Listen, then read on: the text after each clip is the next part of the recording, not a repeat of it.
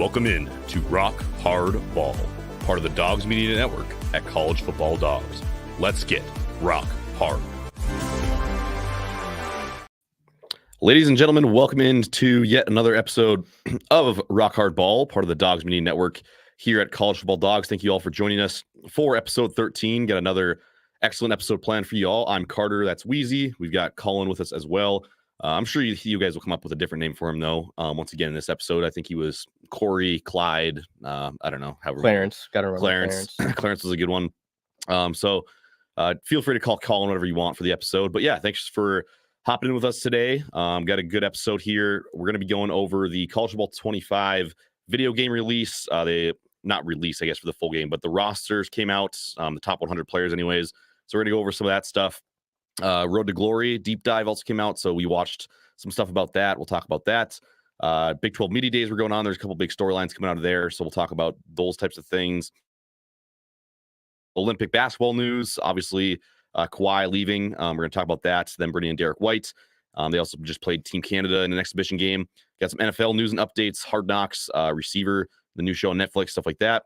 And we're going to give you our top 10, college football matchups for the 2024 season. We're going to finish things up with Rock Hard Takes and Kelly's Kinky Rankings. So, yeah, got a lot on the docket. We got an early name for Colin here right away, Cletus, now up and running. It's a good one there for Colin. So shout out Kobe for getting us a Colin name in there early. But yeah, without further ado, let's get into our first topic. Again, that's going to be the College Football 25 kind of roster release, stuff like that. Couple general notes here right away. None of the quarterbacks made it into the top 10 overall. So that's kind of interesting. I thought maybe there'd be a couple of them up there a little higher. Ohio State had the most players in the top 100. They had 8. Georgia and Alabama had 6 apiece. And then Michigan and Oregon rounded out that top 5, each having 5 players in the top 100. Weasel, handed it off to you here first. What are some kind of just general thoughts and things that jumped out at you with the top rated players that was released? I could be wrong. I think Shedeur is number 1 for quarterbacks, at least. Yeah. Which, again, don't think he should. Probably should belong to Quinn Ewers. Besides that, though, I don't hate the list. A lot of interesting stuff, though. Obviously, Donovan Edwards, I think, is the 9th rated running back, but he's on the cover, which I don't know how you feel about that. But at that point, it's like, why is Will Johnson not on the list then? Because he is the number 1 ranked player in the game. Makes no sense to me. I thought it was weird, too, because I think we talked about that a little bit beforehand. Shedeur is a top-rated quarterback. He's a 93. Carson Beck's also 93, but Shedeur's whatever micro stats are higher. Quinn Ewers is the 3rd at 92 overall. Dylan Gabriel, 92 overall. And then Jalen Milroe rounds the top 5 at a 90. I guess Milroe, Jackson Dart, and Jalen Daniels and Caden Salter are all 90 overalls. So that's top 10 quarterback. Yeah, I don't think Shedeur should be the number 1. We talked about it a lot, though. I think it's just clickbait stuff. Yeah. They want to get people talking. And obviously Shedeur is a big name in program with Dion and stuff like that. And obviously we'll talk a little bit about what happened at Media Days with Colorado and other teams as well. Then, yeah, you mentioned halfback as well. Again, interesting topic at Big 12 Media Days was the top-rated halfback in the game. Ollie Gordon II was a 96 overall. He's the 3rd highest ranked player in the game. And, yeah, let's see. Donovan Edwards ended up being the, 1, 2, 3, 4, 5, 6, 7. Yeah, he was the 9th rated running back. So kind of interesting that he ended up being a cover athlete for sure, with not being one of the top guys. So I don't know. It's very, very interesting. Let's see. Other things, kind of notes, like Weezy said, Will Johnson, top overall rated player. I don't know. The wide receiver rankings were also kind of interesting. Travis Hunter, wide receiver in the entire game. Which again, marketability. I get it for sure. Also the weird because like people also mentioned that they shouldn't have Will Johnson on the cover because of him, but in the game he's like a primary receiver. They say so. That whole situation's weird too.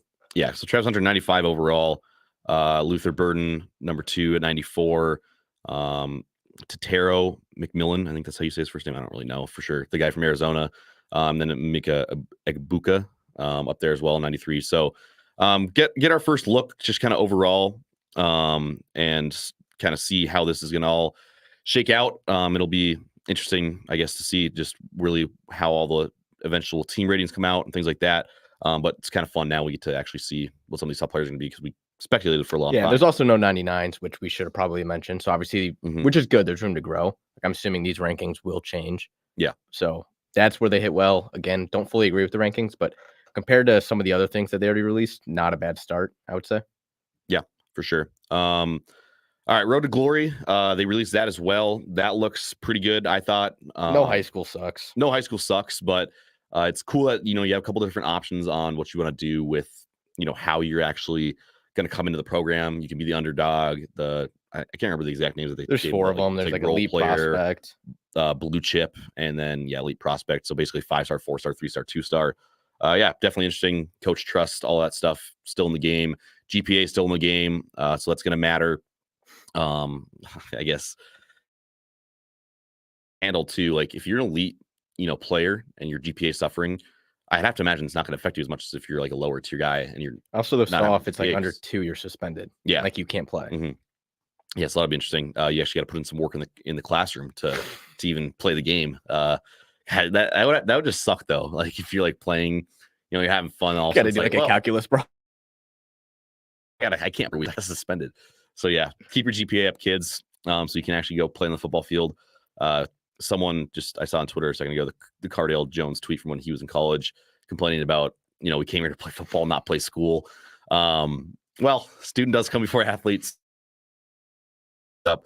But yeah, very immersive. A lot of different things you do. There's mini games that you can play throughout the week to earn coach trust, stuff like that. I also thought it was cool. They don't give you like full access to the playbook right away. Like if you're a quarterback. Well, I think they did that in the previous games too. Yeah. Like you have to become like earn certain coach trust, then like you get more plays, then you get audibles and stuff like that. Yeah. So I'm glad that they kept all that stuff because in Madden, it's like very easy to just kind of speed run and make the game kind of easy for yourself. When you play like their little career mode, I've only played like once, but they're like career mode, their franchise mode. It's really easy for the most part. You don't really have to try that hard and do that much. So Dynasty, we've already seen the deep dive on that. That's very immersive. You got to put in a lot of work. And now it's good to see Road to Glory too. You actually have to like put an effort for the game. Last thing we not have jotted down. There's only 5 positions, I think. I think quarterback, receiver, running back, corner, and safety. I think middle backer. Yeah. Okay. Like no tight end. I'm still waiting for the day I can be the kicker. I think that'd be a really fun game mode. But yeah, not a selective list. I mean, the only position that like really gives a shit that like kind of got left out was tight end. But to be fair, I don't know many people who would have made a tight end to begin with. Comment here from Vandy Chris, one of our guys here at Culture Ball Dogs. Really great point that we're kind of going to move into here really quick. Mention Georgia won't have any players left. They take off the field stuff away. Very true, because Georgia just had more arrests for reckless driving. They got to figure out what they're doing at that program because it's getting out of hand. It's ridiculous. You know how like every team, I think this was way more before, like you could just openly pay players and stuff like that. But like, they'd get like a stipend or like a certain amount of money like a month. Like Georgia should have their own fund for Ubers. Yeah, those guys just aren't allowed to drive anymore. Yes, like I don't care if it's sober like on a Tuesday at 9 a.m. Every single person has access to like an Uber Black account. No more driving for those guys. Yeah, it is really just getting out of hand. So yeah, that's a good point. I wonder if there will be stuff like that. Like if I don't think they've said it, but it'd be really interesting if you could get like arrested in Road to Glory. It's like, I mean, I doubt it. It's like, oh, you're a freshman, you got caught at a party, you get a minor, no playing for you. So yeah, that would be an interesting touch to add to the game. That NIL money was great. All right, well, half is gonna have to go to the lawyer that you're gonna have to buy. yeah. That's still so crazy too. It's like, yeah, these guys are making so much money now. It's like, man, order over, man, jeez. But all right, that's Road to Glory. Also, other Culture Bowl 25 news that we're gonna hit on.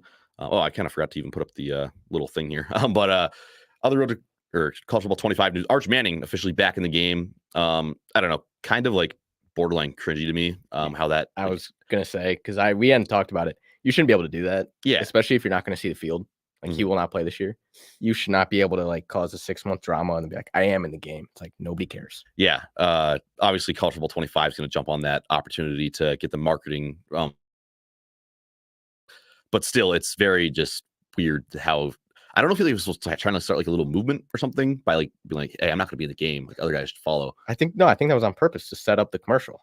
You think so? Yeah. Overall, that's what I'm saying. I think the very beginning. I think the whole thing was just to set up like a cringy commercial that like they did, which again, be cool. Like, but again, Arch Manning won't play a college football game this year. So yeah, you'd think you could maybe do it with somebody else. But they had Eli come on, do the commercial with him. So yeah, kind of just a weird little tail in there within all the releases. So but yeah, he is in the game. So Moving on here, Big 12 Media Days. Going to be the next thing that we get through here. I guess it's a good point. If Ewers had injury problems in the past, it's not a foregone conclusion that we don't play, but assuming Ewers stays assuming healthy, he stays healthy, which I think is the right thing to assume. Yeah. So I don't know. We'll see. Maybe we'll see Arch Manning this year, but I mean, I'm sure we will. Like in the first 3 weeks, hopefully like you don't. Well, Texas is so good, obviously. Like, yeah, when they play bad teams, he will get garbage time. Yeah, yes, yeah, like sure. So I'm not the most step on the field at some point, but again, once probably we hit week 6, he will never be playing again. So. So moving into the other cultural news here, media days are starting to kick off here. We started off with Big 12. I believe SEC's up next for the power conferences this upcoming week. Shout out to Culture Bowl Dogs' Alex Blackburn. He was down in Vegas for us, asking questions, getting good content, and shout out to the whole team, pumping out a lot of articles during media days. Good to see from everybody on the editorial team. So great job to all those guys. But obviously the biggest storylines out of that, just the Mike Gundy, Ollie Gordon situation. So for those who didn't see, Mike Gundy was asked about Ollie Gordon. Obviously was arrested for a DUI this offseason. And Mike Gundy, they asked him like what his thoughts are, how he's gonna punish him. Said that he didn't really care because he said, I've done it 100 times. And then 1,000. I think he said 1,000. Maybe 1,000. Yeah. Said that he does it all the time. So he's not that worried about it. And then he said his punishment will just be that he has to run the ball 50 times in week 1. His punishment is he's going to play more. Yeah. No, yeah. He's like, well, you said like he's at like a point. What's that? Like 3 to 4 beers. I've done that 1,000 times, which is wild thing. Well, for, just say, why don't you say Ollie made a mistake? We'll like handle it. Like, no, we're going to give him the ball. And I drink and drive quite a bit. Wild thing to say. Well, yeah, and then he tried to like backtrack into it. He's like, well, no, I just meant like we all do bad stuff. And then he brings up the point 1. Ollie Gordon's not 21. Yeah. Like as soon as he had 1 beer, it was illegal. Mm-hmm. So supporting that's just ridiculous to me. Yeah, something that he can't do as a college football coach for a very notable program, especially like Oklahoma State. This is your chance to kind of take the Big 12 by the reins, make it your conference, things like that. And now you just immediately start off the year with bad press. Just not a good look as a whole from Gundy. And then obviously Ollie Gordon too. That was a mistake on his part to begin with, drinking and driving. So yeah, Mike Gundy basically just saying, yeah, it's okay, just don't get caught. Like let's probably not do that. Talk about college program. I mean, don't do it in general, but yeah, not a good look from those guys. And then Colorado, of course, all eyes on them. The big thing was Shadur saying that they are every team's Super Bowl throughout the year, which was an interesting comment to make, judging based on the fact that a lot of Super Bowl winners last year. 8 teams won the Super Bowl last year. I guess 9 if you want to count the Chiefs. But yeah, for college football, there were 8 Super Bowl winners. Colorado lost 8 games, obviously. So see, they make headlines. Colorado State almost won a goddamn Super Bowl last year. Mm-hmm. God, yeah, I get that would be huge for that program. They're polarizing. They piss people off. Deion's a big figure, but like, yeah, people don't like you guys because you're just super annoying. They don't dislike you because you're good. You know what I'm saying? Like, yeah, I don't get it. It's just wild for them to come out and say that. I know Deion did say something about like, they're only. No, you're not. You're just not. That's not your focus. Because he completely contradicted himself. He says we're only focused on winning, but then at the same time, he also said something about how he's like, guys come here because they want to be seen and they got to earn that, and then they will be seen. So it's like, well, what is it, Deion? Do you guys want to just focus on winning, or do we want to focus on making guys superstars? So Colorado, as always, helping our job and giving us some good headlines. Kobe says, can't wait. It'd be great to see NDSU knocking off Colorado the week before they come to Lincoln would be awesome. If I can get my favorite FBS team, my favorite FCS team to knock off Colorado 2 weeks in a row, that would be just chef's kiss. Perfect. So yeah, that'll probably do it though for the college football news I think that we have for today. Oh, I guess one more thing I was going to mention, kind of just talking about media days. ACC media days still got a couple weeks to go until that, but kind of a cool little note here. DJ Uyunglele came that he was invited to ACC media days. Said he's not going to attend because he wants to give that honor to the guys on last year's team. Not a huge story, but kind of wanted to shout it out. Who knows what sometimes these guys' motives kind of get questioned. It's like, yeah, maybe he just is saying that to say it. And he knew it was going to make the headlines, but still, he still made the gesture. You still got to actually follow through with it. So team chemistry plus 1,000. So yes, absolutely. Good leadership from the quarterback down at, yeah. And then he's drunk driven drunk thousands of times. Wild. Don't think I'll ever get over that one. Just a wild statement. Again, especially when we're talking about college kids and be like, yeah, it's fine, guys. Like, don't worry about it. I do it all the time. But he's a man. So, anyways, I'm a man. I blow 0.4. yeah. I can't believe you only blew 0.1. I'm at least a 0.2 every time I get pulled over. Just tragic stuff there from Gundy. All right, Olympic basketball news. Obviously the big headlines coming out of this past week. Kawhi Leonard no longer playing for Team USA. To many reports, including Bleacher Reports, it was actually his camp and the Clippers that expressed their concern with Team USA and decided that he shouldn't really be playing. Obviously, I'm sure at the end of the day, if Kawhi absolutely wanted to be there, he probably could have, put his foot down and said, like, no, I'm playing. Like, I want to represent the country. But knowing Kawhi's personality, I don't think he really cared that much to begin with. Yeah, no, he got a nice vacation in Vegas for like a weekend. Mm-hmm. But no, I was shocked to see. I thought he backed out. I'm sure he probably still did. And yeah, like, the camp's probably taking like the hit for it, basically saying we told him not to. And then also, though, it does make sense. The Clippers, obviously, they retained him, and he's by far their biggest piece on that team now. Don't need to, get furtherly damaged up playing to get a gold medal, which that team's already going to win. Yep. It's not like he's totally needed for that team. So interesting to see. And Kawhi is just, like you said, it was everybody thought it was just his idea, because it's just a very Kawhi thing to do. But Kobe says Bronny to Team USA. Unfortunately, Kobe, they already filled the spot. I heard he was runner-up, though. Bronny did not get pulled up, but yes, we hear he is runner-up. Again, some people are accusing it possibly being due to his alleged relation to LeBron James. But again, we're not really sure on that. But the actual replacement was Derek White from the Jaylen Brown tweeted out after it with just like the, I don't know, whatever the emojis, like where they're like rubbing his chin. Thinking. Yeah, the thinking, whatever. Really interesting move by the Olympic Basketball Committee to leave off the reigning Finals MVP in favor of Derek White, who's kind of just a role player for that Celtics team. For his teammate, yeah. And then obviously there's stuff that came out like Nike had some shit in the past, and like Nike kind of runs that whole Team USA operation, because then he also came out like pretty much saying, go fuck yourself, Nike. Mm-hmm. Weird situation. Obviously Jaylen Brown's the better player than Derek White. Oh, yeah. Nobody will question that. So a weird situation, but also nobody really gives a shit. That team's already loaded. It was also just weird though too that like Kawhi leaves and obviously he's like a wing, a forward, and then they decide to bring in Derek White, who's like a very small guard. So it's like, again, it's not going to really matter in the long run. But in terms of just team composition, you would think they probably thought about stuff like that when they made the team. So just odd to bring in a guy who just doesn't even mold, like Jaylen Brown. Still probably, I don't know, maybe considered a guard. I don't know, small forwards. But definitely more of a like true wing than Derek. Looking at their averages on the season, Jaylen Brown had 23, 5.5, 3.5. Derek White had 15, 4, and 5. Brown more efficient to a point as well in the percentages. So yeah, nothing about that decision makes sense. I don't know. Maybe they said that if you go to Paris and you can't go left, then you get like executed or something. Maybe you get the guillotine. Maybe that's why they couldn't bring Jaylen Brown. They wanted to protect him for his own safety. In that case, props to Team USA for keeping Jaylen Brown safe. But yeah, still really weird. Even if it wasn't Jaylen Brown, just how is there not like a better option? Or even somebody like on the select team, like somebody that was already there, trained with the guys. Yeah, Cooper Flag would have been really fun. Yeah, it would have been cool to bring Cooper Flag. I was gonna say maybe they can't, but I was like, it's the Olympics. There's like 15-year-olds competing in gymnastics every year, so that's not the case. But yeah, he's been super impressive too. We should mention that in the videos and stuff that we've seen. Everybody said that he's just out there straight up competing with the best players in the world, and he's 17 years old. So yeah, he's a stud. Sure. Super crazy. Would have been fun to see him on the team because I think Anthony Davis was on the team in 12.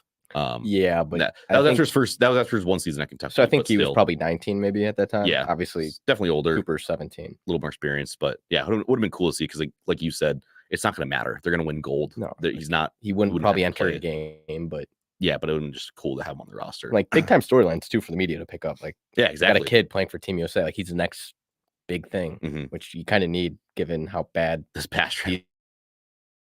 Yeah. More about Team USA though. They played their first friendly game against Canada. Canada, who will probably be one of, if not their toughest opponent in the entire Olympics. They definitely have the most NBA talent, I would say. They probably have the best backcourt in the entire Olympics. Yeah. Obviously Shea and Jamal Murray in that backcourt. And like, I mean, like Lou Dort, who started whatever 60 some, 70 some games for the Thunder last year, who were, one of the top teams in the league, comes off the bench for Canada. So like they're a very, very formidable team. USA kind of struggled in the first quarter, but they ended up just really dominating the rest of the game, 186-72. What were your thoughts on the game? I mean, we watched it. I mean, they couldn't hit a shot in the first, saw that. Sloppy with the ball, but again, I think Braun said that they had like 4 practices before that. Yeah, something. They didn't practice very much, but I mean, it's kind of just like a foreshadowing. That's the best team. I didn't think USA played particularly great, and it wasn't close in the fourth. So probably just hinting at what the actual Olympics are going to turn out to be. Yeah. Bright spots in the game. Anthony Edwards, who, got all the attention for saying like, no, this team's still going to run through me. Everybody's kind of like, haha, like Ant, like there's the best players in the world. He came off the bench, but he was the best player on the court in that so now game. I'm curious if because obviously that lineup will not be the lineup. I don't think Drew Holiday will be starting. And then typical. And Katie's hurt right now too. Katie's hurt, so he'll start. He'll be in it. But like, does Ant maybe go and take over like that 2 spot for the starting lineup? Yeah, I could definitely see it. Which I don't personally think Steve Kerr. I think Steve Kerr will probably want him to kind of run the second unit and be the main option on that squad. But Tyrese Halliburton should also probably hit on him. Looked like Magic Johnson with that much talent. Did not need to score. He looked awesome. And then just fans everywhere, like the Bron and Steph. Oh, that was awesome. Yeah, they're just out there having fun. It was just a fun game to watch. It felt like an all-star game, just with like more competitiveness. Yeah. So really fun. Also, Joel Embiid played 12 minutes of game time and fouled out. That was really funny. He also hit Dwight Powell in the page, and Weezy guy has discovered that some guy has had a page on Twitter for like a couple of years that's just titled "Did Dwight Powell get hit in the face today?" And he like actually updates it all the time, and he just tweets the video. Yes, he did. So yeah, that was super funny too. That wasn't his 5th, I don't think. That was it. No. Yeah, but I don't know. It was close. That was later in the game. That was also like he got teed up for that one. Yeah, but yeah, that was super funny. So yeah, USA looks good. They should just run to a gold medal. They've got some more friendly matches coming up against teams that are like very formidable, teams who will probably be competing for medals in the Olympics. So we'll see how they continue to look, see what kind of other lineups are out there. They also were like subbing 5 and 5 out in that game. I guess I can't even say, I don't remember like in past Olympics. I don't think that's usually what they do, is it? I think I don't fully remember. Rotation. I'm sure they will, but also it's like they might go 10 deep, but it's like they're not going to sub in. Just go 5 line 5 changes. Out. Yes. Yeah. Which also isn't the worst idea. Like when you have a roster that talented, just keep everybody fresh, just first 5. But yeah, I doubt it. I doubt it for sure. Well, it's like, and like guys get hot, like you're not going to want to take them out just because it's like, oh, it's time for the line change. Like if they play Canada in like the semifinals, like Tyrese Halliburton probably will not be getting that many minutes. So but no, it was the first friendly. Did not know they played 5 of them. So they played 5 of them. Yeah, they play a lot. I don't know if they play France in a friendly. I don't think so. I think they kind of. I can't remember. I think their next one's Australia, but I can't remember for sure. Okay, but I mean, again, first game, and it was probably against the best next team. So yeah, I'm curious what that team will look like against like Puerto Rico. Yeah, might be a nightmare. yeah. No, there's gonna be some ugly games as there always is in the group stages and things like that. So. But yeah, good to see them come out there and perform. It looked a little shaky though in the first quarter. I was kind of like, oh, shit. Like a lot of turnovers, a lot of missed shots. Really sloppy, but yeah, didn't practice much. So get a little bit of pass there, and obviously they cleaned it up. So last thing we'll do here before we get to break, some NFL updates for all of you. Again, I'll kind of take a hit for this one. We thought that I still haven't like really watched much for like full episodes, but from everything that I've seen like on social media, Hard Knocks with the Giants actually looks like it's been pretty entertaining. And obviously we hated on it a lot when we found out that's what it was going to be. But now looking back on it, this probably was the right version of Hard Knocks to do for like a team like the Giants, because obviously they did have some big free agency moves. Saquon left. They drafted like Malik Neighbors. They had a high draft pick. Obviously Daniel Jones is still there. That's whole saga is going on, what they do with him. So yeah, really cool look-ins on the draft process. They had the quarterbacks, drawing up plays, stuff like that. They had the wide receivers explaining stuff. And then Kyle McCord ends up just catching a ridiculous stray. When they're talking to Marvin Harrison Jr., basically just like telling him, man, that was a terrible throw, huh? That was a terrible throw. What do you say to a shit quarterback like that after that? Yeah. And Marvin's like, I'm not blaming it on the quarterback. I never do that. It's like, that was a fucking shit throw. That wasn't. It's like, I mean, that coach just tried his hardest to be like, how bad is Kyle McCord? Yeah. And I think they're definitely doing that on purpose too. They're trying to see if he, take the bait, shit on him, which he didn't. But yeah, still just really, just unfortunate for Kyle McCord. He was at like training camp in Syracuse, like, what the hell is going on? Yeah, his phone's blowing up. Man, they're hating on you. And then also another TV news. I mean, that's kind of like the only NFL news we have right now. The new Netflix show Receiver just dropped, starring Justin Jefferson, Devontae Adams, George Kittle, Debo Samuel, and Amon-Ra St. Brown. I haven't had a chance to watch the full, first couple episodes or anything like that yet, but the entire season's out. So for anybody who has Netflix, want to go stream that, go check it out. Yeah. But I've heard it's really good. So. Yeah. So if I haven't been able to watch it either because Netflix greedy, those bastards. So I can't watch it. I will when I go home. But again, I am hearing that it's pretty good to begin with. I mean, were you a big fan of the quarterback show? Yeah, I liked quarterback. I enjoyed it. I thought it was a little cheesy at times, which I'm sure this will be. Yeah, too. for sure. But this one might be a little less cheesy, honestly, just with receivers, little different personalities, stuff like that.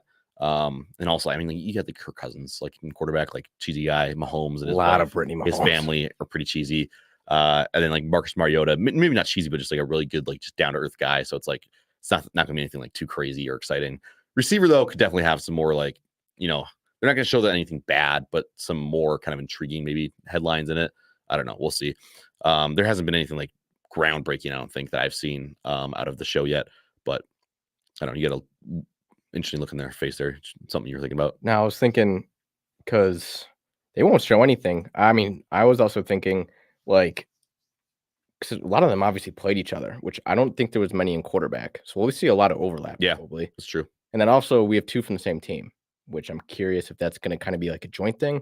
Because obviously George Kittle is obviously not a receiver, but they put him in it, which is probably right. I mean, George Kittle's awesome. Everybody loves him. So I don't know. I'm excited to see what it is.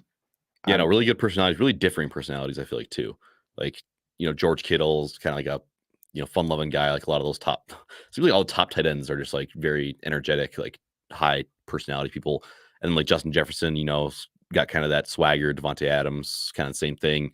Debo Samuel, kind of a goofball, I feel like, from what we've seen of him. And then Amon-Ra, from what I know, seems like kind of just a pretty easygoing guy. So yeah, a lot of different personalities. Should be a good show to keep an eye on. But yeah, that being said, we are right at the 30-minute mark. So we'll go to a quick commercial break. Reminder, you're watching Rock Hard Ball, part of the Dogs Media Network at College Football Dogs, and we'll be right back. On the College Football Dogs website, you'll find a main page that features some of our biggest and newest stories. Our conference pages for content related to your favorite team's conference. Our team store, where we have products that are available all year long, as well as gear available for a limited time only. Our podcast page, where you can see when one of the 12 plus College Football Dogs podcasts is streaming live on social media. Our subscription page, where you can join our Discord. If you're interested in becoming a contributor at College Football Dogs, email us at info@collegefootballdogs.com. If you enjoy any College Football Dogs content, we really do appreciate any donations you can make by visiting the donate page on our website or scanning the QR code here. College Football Dogs, for the fans. All right, and we are back once again. Rock Hard Ball here, part of the Dogs Media Network at College Football Dogs. Make sure you check out collegefootballdogs.com for good stuff there. A lot of good articles coming out on a daily basis covering all the recent news in sports. Got some opinion pieces on there too. So a lot of good stuff. Make sure you check that out. Also, we got the ticker running here. Make sure you go follow all the Rock Hard Ball socials. All of them are either at Rock Hard Ball or Rock Hard Ball Pod. So make sure you go follow those as well so you can stay up to date. And again, we'll remind everybody we're going to be going 9 p.m. going forward, just like we are tonight, 9 p.m. Central Standard Time. So whenever you want to catch Rock Hard Ball, that's when it'll be on. But again, make sure you hit the social medias as well. So in case anything ever does change, then you're in the know, and we'll post polls and stuff. Yeah, go follow that stuff as well. Next thing, though, that we're going to get into before Rock Hard Takes and Kelly's Kinky Rankings are going to be our top matchups for the 2024 college football season. So Weezy and I just went joint effort on this one. Just threw together some games, discussed a little bit, and made a top 10. We did give ourselves one stipulation here, though. So before you come at us saying, where's Michigan, Oregon, Ohio State, Oregon, stuff like that, we said that we can only use each team one time. So that's why you see that a lot of these matchups maybe aren't going to be actually considered top 10 matchups, but just kind of watchability, storylines, and then obviously top teams are important as well. So here's the list. Number 1, Georgia at Texas in week 8, Michigan, Ohio State week 14, Clemson, Florida State week 6, Alabama, LSU week 11, Utah, Oklahoma State week 4, Penn State, USC week 7, Oregon, Wisconsin week 12, Notre Dame, Texas A&M week 1, Memphis at Tulane week 14, and then Colorado, Nebraska in that week 2 matchup. The top, actually, we'll kind of just give you our thoughts on each matchup, why we found them there. I don't know. Weezy, you want to open up here? What's kind of your thoughts on why we had Colorado, Nebraska in the top 10? Yeah, I was going to actually have Colorado, North Dakota State, but I thought probably that second matchup would be bigger. One, Colorado has a legitimate chance of starting 0-2. Mm-hmm. And then it's also Nebraska's, like, we talked about how easy their schedule is, but this could be like a big game to like showcase, okay, is Dylan Raiola competitive and good this year? So I think it's just, again, it's not going to have any, matter in terms of playoffs or probably who, if they win their conferences, because it won't happen. I think it's just a good headline. Okay, did Colorado get any better, and did Nebraska take that year 2 jump under rule? Yeah, no, and then you look at the schedule too. I mean, we tried to just kind of pick whatever the best games were in general. Again, with that one team stipulation, but like we didn't really go we didn't limit it by weeks. Obviously, you see we have 2 week 14 games on there, stuff like that. But looking that is probably the second best game of that entire week too. Most years that probably had a really good chance to maybe get game day. Obviously Nebraska's a big brand. Whatever, we go to school here, maybe you think we're biased, but I think everybody knows Nebraska's a big brand, pretty universally agreed upon to be a blue blood, I feel like. So Colorado obviously been a big brand as of late with Dion. So if it wasn't for Michigan, Texas being that same week, there's probably a chance that either Big Noon and or Game Days goes to Nebraska for that game. So I think that alone a big game. I think one of will. That's what I thought too. Because Michigan and Texas is Big Noon. Yes, so I think Big Noon. But then I thought, and I don't think College Game Day Nebraska will. But then I saw last year, I remembered Colorado State, Colorado still got Game Day and Big Noon in the same game. If they went to the same place for that game, I feel like there's pretty a chance they still would for Texas, Michigan, right? I guess, but I hope obviously Game Day doesn't go to the same place twice, and I can't imagine. So unless there's another game that Game Day would want to go to, maybe Oregon at Michigan, maybe that game instead. That's true. I don't know. Yeah, that's a good point. Because obviously Game Day will be in Columbus at the end of the year, so that won't matter.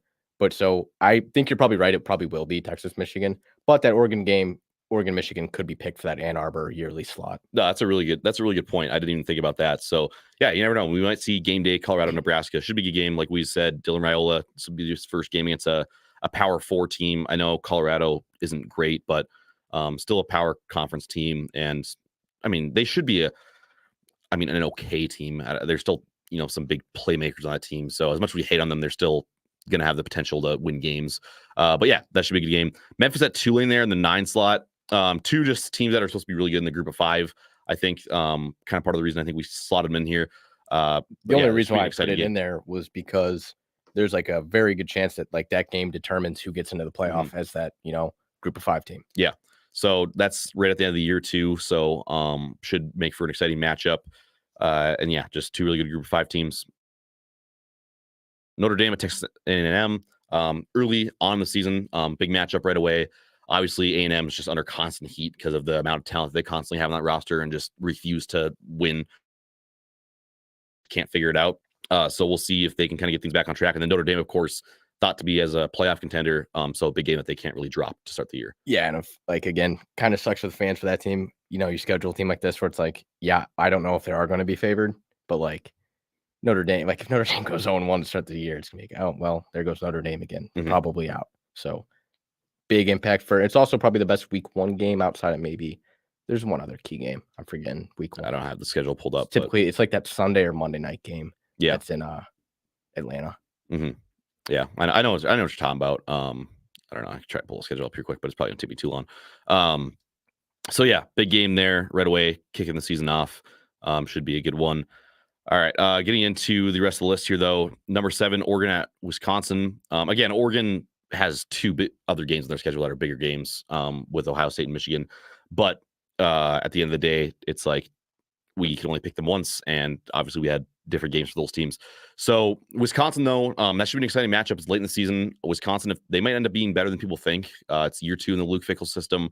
Luke Fickell, it's the first time that he's been at a Power 5 or Power 4 now, I guess, program for, like actual head coach, because he had the interim, right, for a while at Ohio State, didn't he? Just that 1 year. Yeah, but they lost. Yeah, so it's year 2. We'll see. Can Wisconsin kind of get over that hump, finally turn into an elite team? They have a very, very tough schedule. I mean, this is one of many tough games on their schedule. And Oregon, never know. This might be important to like them getting in the playoff. Just could be a massive trap game if Oregon is like this good. Kind of overlooked going to Camp Randall like late in the year. Mm-hmm. Maybe it's a night game. It's just a trap game to me. Things could go haywire here. Yeah, and again, Wisconsin could end up being a team that's, maybe ranked top 15, 20-ish if things go well for them early in the year. So maybe even Wisconsin is in playoff talks that time, and that win could. I think that schedule is probably way too difficult. It probably is, but I'm just saying if they end up overperforming, you never know. Yeah, true. So Penn State at USC, again, another Big Ten matchup in the new Big Ten. USC, we don't really know what's going to happen with how good they'll be. Obviously, last year they were only able to win 7 games with Caleb Williams, but they have another really elite quarterback coming up here with Miller Moss. He was a high-rated 5-star out of high school. They always still have talent all over the field. Lincoln Riley is still a good coach. So they're at home. Penn State, though, same thing. They're, vying for a playoff spot this year. Their schedule is relatively easy, so this is a game that they can't drop heading into the playoff. That's why it's on there. Mm-hmm. This is the game where if they drop, probably bounces them from playoffs, assuming that they lose to Ohio State too. Because I don't think a 10-2 Penn State team gets in with how weak their schedule is. If you lose your 2 toughest games. Mm-hmm.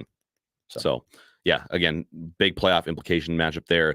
Utah at Oklahoma State. Again, as we get higher here, a lot of these ones are just big playoff implications. Utah thought of to be as the favorite in the Big 12. Really light. This is their hardest game on their schedule. It's early on, so things could be, still a little shaky. Oklahoma State, obviously, they have one of, if not the best players in college football with Ollie Gordon. Obviously, we talked about him earlier, but he's going to be out there, like they said. He will be playing. So Oklahoma State, Utah, both going to try to make their stake to claim as the top dog in the new Big 12.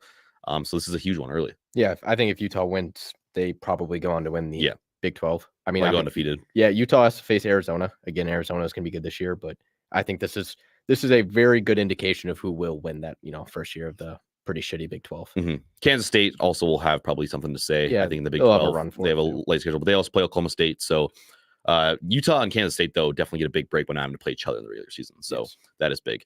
Fourth here, we got Alabama at LSU in Week 11. Obviously, Alabama LSU is always a big game. Alabama's in their first year without Nick Saban. Who knows what the record will be at this point? I'm sure they'll be. LSU also a team that thought of as a team that might be able to compete for a playoff spot this year.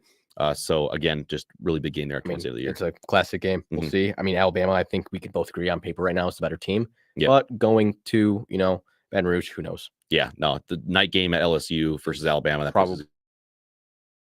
Yeah. Clemson, Florida State, Week 6. Obviously, it's very early in the season, but this game is probably going to just be for the ACC. Yeah, this game will determine the ACC. Yeah, it's going to be whoever gets the playoff spot. Obviously, there'll be the conference championship game at the end of the year, but obviously picking up the regular season win just catapults you so much farther. So because I think there's probably a chance that if Florida State wins that regular season game against Clemson and then ends up going undefeated for the year, and then Clemson barely gets them in the, that's probably the only way the ACC gets 2 teams in. I would say is if Clemson gets in as the conference champion and then Florida State wins every other game except for the conference championship game. So could be big just for that conference as well too. Michigan and Ohio State, the game Week 14.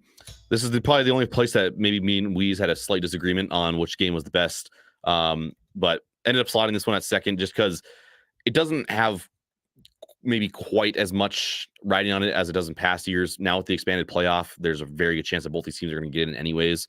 But obviously it's still a huge rivalry game. There's probably a good chance that, one of these teams could be one of, if not both, could be undefeated. You never know coming into it. Could be a really, really big game for both of them. Probably could end up determining too who ends up getting a 1 seed. If Michigan ends up being better than maybe people think with the roster, obviously they lost some stuff, but it's still very elite. If they end up, overperforming from people's expectations, this could be for the 1 seed in the playoff. Yeah. I had it personally number 1 because I think there's 2 different kind of scenarios that could play out here. if Ohio State loses and they don't win the national championship, I think this is probably the last year with Ryan Day. Yeah. I think with this roster, you lose your 4 straight to Michigan. And again, losing to Michigan doesn't mean shit if they go on and the whole national championship. That doesn't matter. But you lose to Michigan and, you don't bring home any hardware at the end of the year, Ryan Day is probably kicked to the curb. Yeah, that's a really good point. And then finally they're at number 1, Georgia at Texas. Again, my thinking here was I think these two are going to be 2 of the 3 best teams in the country. So it's really big. And then obviously whoever wins this game, I feel like damn near cements themselves in the playoff after week 8, like assuming they don't drop meteor strikes Earth and their entire roster can't play. But I mean, whoever wins this game, I think is guaranteed to make the playoff and also boosts their argument tremendously to get the 1 seed. And losing it could be important too, because what if Texas goes to Michigan on the road week 2, loses, and then loses to Georgia at home? Yeah. Now you have 2 losses. They could drop that one. Yeah. So one of these 2 teams could have 2 losses going into week 9, and that's not where you want to be at with this expanded playoff. Obviously, you'd like to have a little wiggle room towards the end of the year to drop your bigger games. But so, yeah, for week 8, it will be huge implications. Absolutely. So those are our top 10 college football matchups of the year. Again, if you're just joining in and you didn't hear us at the beginning, we limited it to only 1 team. You can only use like Texas once, you can only use Georgia once, etc. So, again, some of those bigger matchups that might technically be better games this year aren't on there. But for now, we're going to go with this as our top 10 matchup, the official Rock Hard Take top 10 matchups of the year. And then, we'll see how those games end up shaking out. Last thing here before we wrap up the show, we're going to get Rock Hard Takes. And then, of course, we'll finish up with Kelly's Kinky Rankings. So Rock Hard Takes, this episode, we're going to do best sports nicknames. Let's see here. Actually, we got a new little intro here for Rock Hard Takes. So we'll play that all for y'all. Bone up, folks. It's time for Rock Hard Takes. You get first pick. You have first pick. And I feel like sports nicknames, this one's gonna be really tough because there's so many sports nicknames out there that are just so good. The NBA and MLB in particular just have names all over the place that make this thing really hard. I don't think there's a clear 101 here, but I'm gonna go with one that I just think is just kind of funny more than anything. And from what history tells us, it was actually a self-proclaimed nickname. I'm gonna go with the Hick from French Lick, Larry Bird, that was in my as mind. the 101. Yeah. So yeah. Okay, so I get 2 back-to-back. I'll take the round mound of rebound and the big unit. Yeah, two of those were very high up on my list. The round mound of rebounds, another one that's just kind of like funny to me to think about. Just calling him fat. Yeah. Charles Barkley's just fat. And then big unit, one of the best names in all of baseball. Also, a quick disclaimer here for this segment: we did agree that we weren't going to use just like nicknames that basically just turn into players' names. So like you're not going to see Babe Ruth here, you're not going to see Magic Johnson. Yeah, it's not their actual names, they're technically nicknames, but that's just kind of cheating. So we agreed to just stay away from those ones. Let's see here. So I've got the 4 and the 5 now. I think for the 4, I'm going to go with a guy that it's just kind of like, it's just a really cool nickname because it's like literally everybody's just acknowledging that I'm the best player at my sport. I'm going to go with the great one, Gretzky.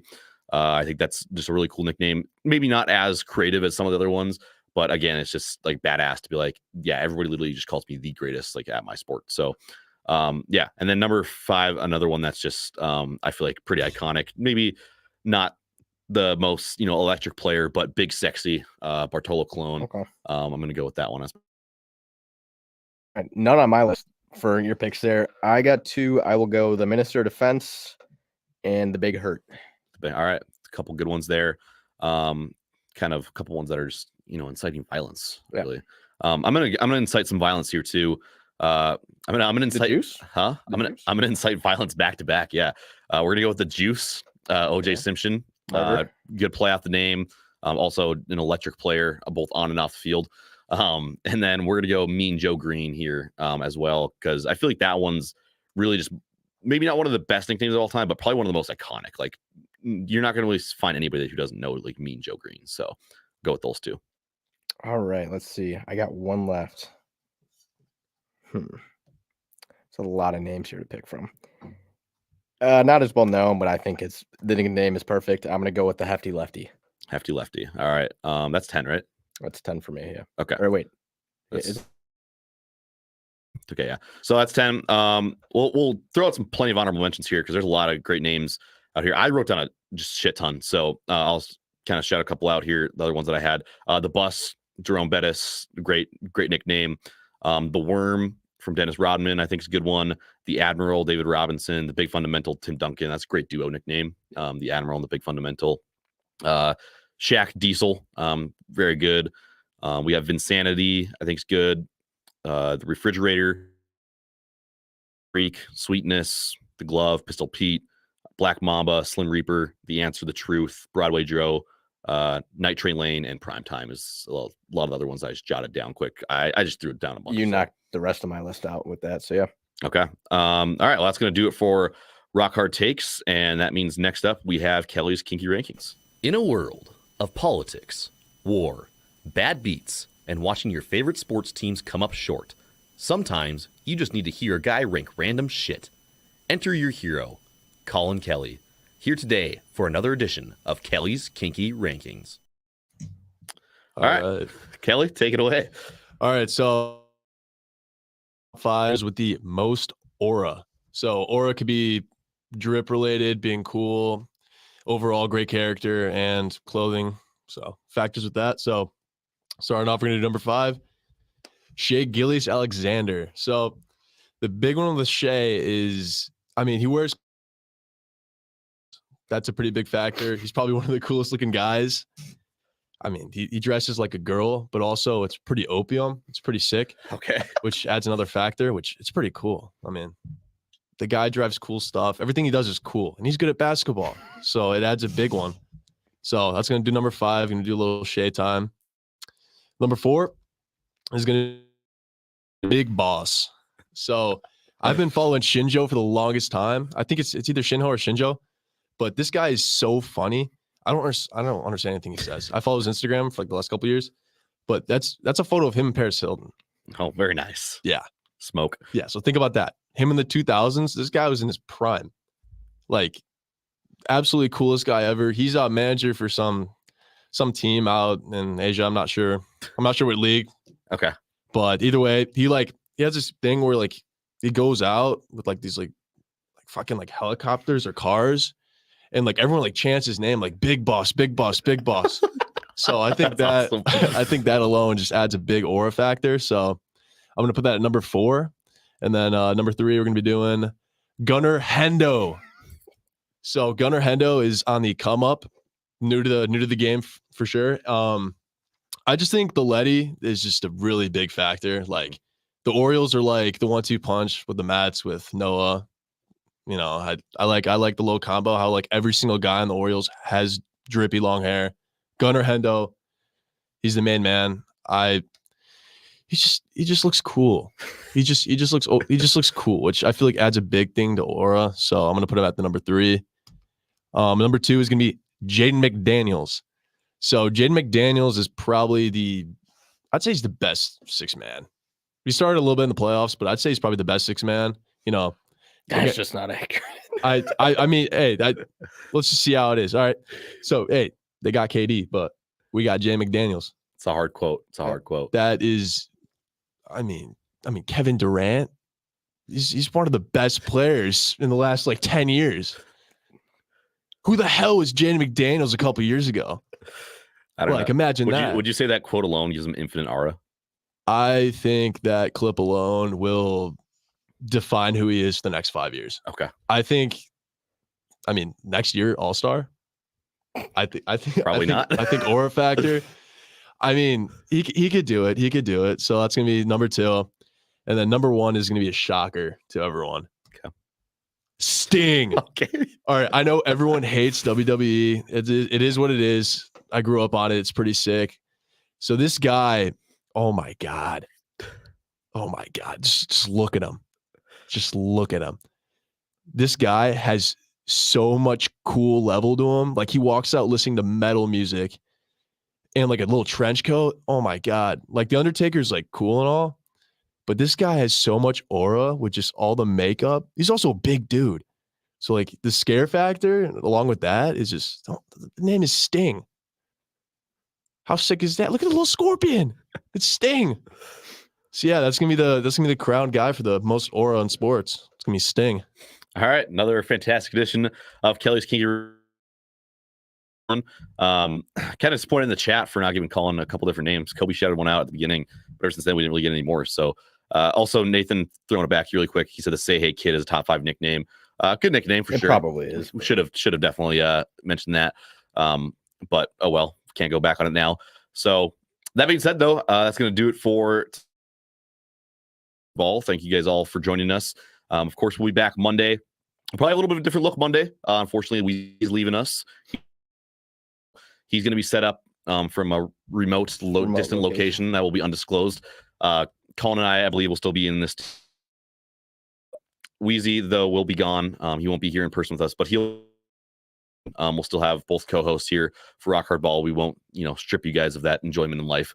But yeah, that's going to do it for today. Thank you for listening to Rock Hard Ball, part of the Dogs Media Network at Culture Ball Dogs. Make sure to follow the socials there, scrolling across the bottom, and we will see you on Monday.